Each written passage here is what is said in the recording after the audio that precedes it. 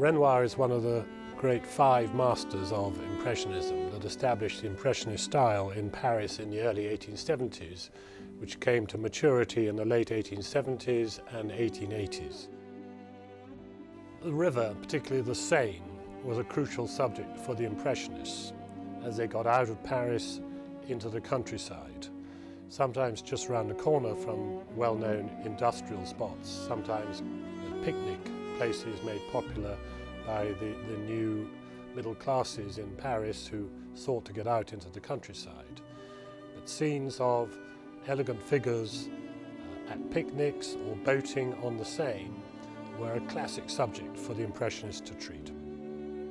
Renoir was really developing from, shall we say, the classic Impressionist style of the 1870s, where each separate little brushstroke was supposed to indicate light or the effect of light on objects, scenery, and it was what the artist saw on his retina, and that was what Monet, Pissarro, Renoir were particularly developing in the 1870s.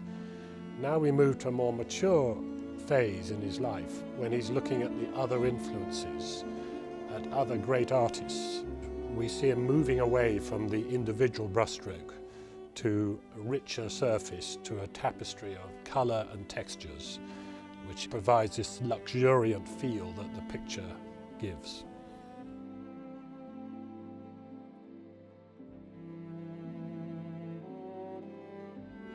The dealers were very important to the Impressionists. Without their support, Impressionism would never really have got off the ground.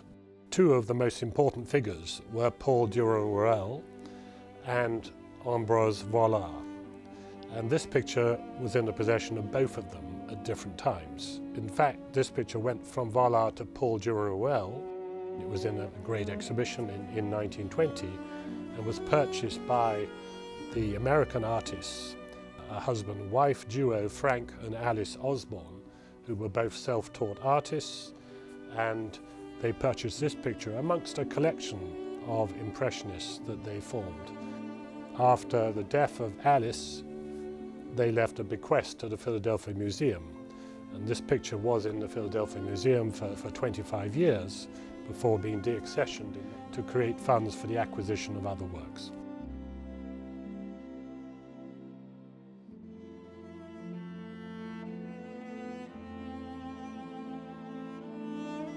We've seen over the last few years too many what I would call late Renoirs in the market, because he worked on and on and on through into the early 20th century.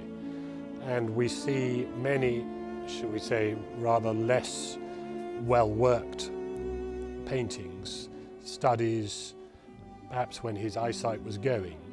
And we don't see that many of the great works from the 1870s and 1880s, principally because most of the great pieces are in museums.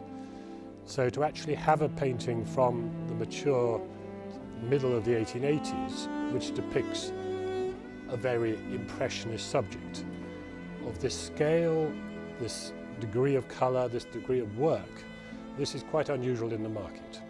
And particularly at a time when perhaps Renoir has slightly slipped back in fashion, perhaps compared to Monet, Pissarro, Cézanne, and it could be said that his works look like they are a bit of a bargain at the moment. And Renoir will always be seen as one of the greats of the Impressionist movement.